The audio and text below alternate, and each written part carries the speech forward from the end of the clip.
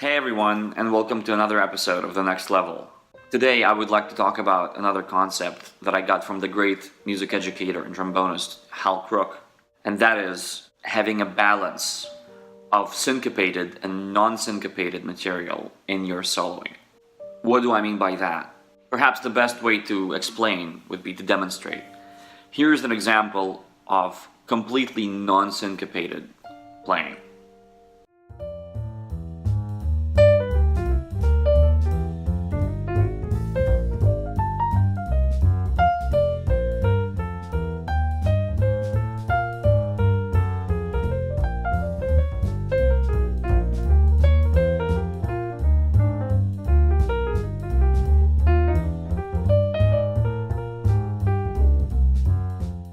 Here's an example of only syncopated playing.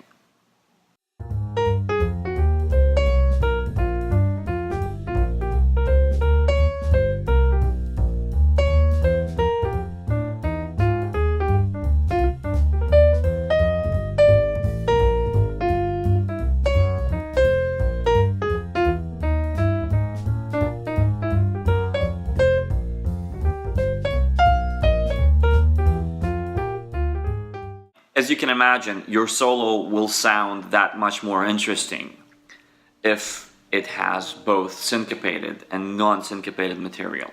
It's just another thing in your playing that you can practice at home and over time internalize and absorb into your playing.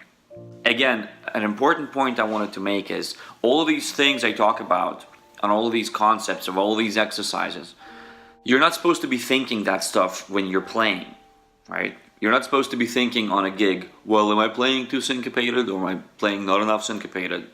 On a gig, your instincts should already be attuned to switch these things for you naturally in your playing. And the only way to achieve that is to practice these things consciously in the practice room. So that when you're on the gig, your mind is just ready to generate interesting information as a result of conscious, deliberate practice at home. So like I said, one of the things to look at is this concept of playing syncopated versus non-syncopated. The way to go about it is to practice playing completely non-syncopated, then practice playing syncopated. Then make variations. Start non-syncopated and finish syncopated. Like this.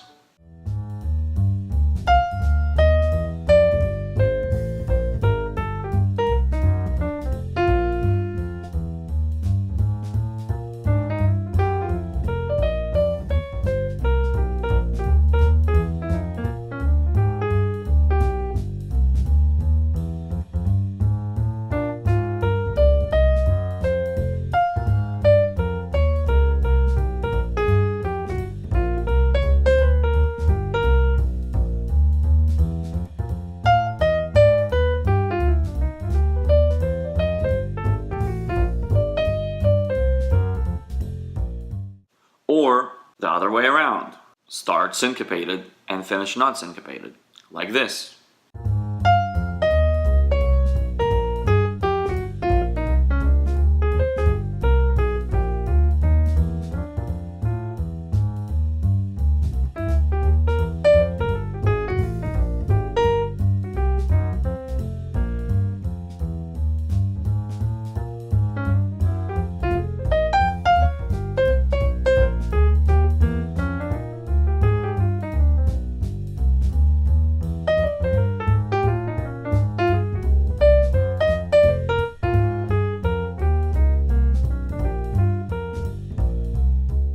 Record your own solo and analyze it for syncopation.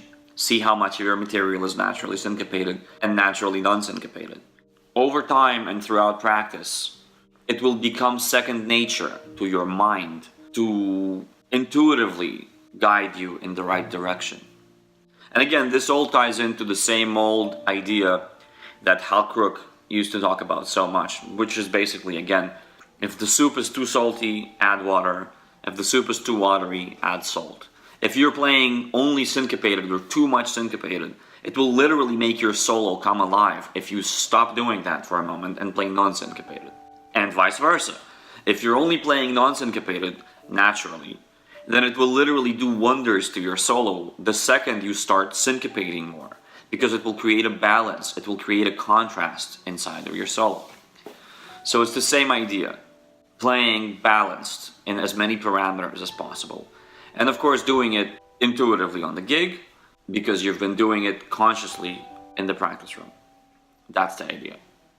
Alright everyone, thank you so much. Please hit that like button and subscribe. If you have any questions, concerns, or comments or anything, please leave them in the comments below, and I will address them in future videos.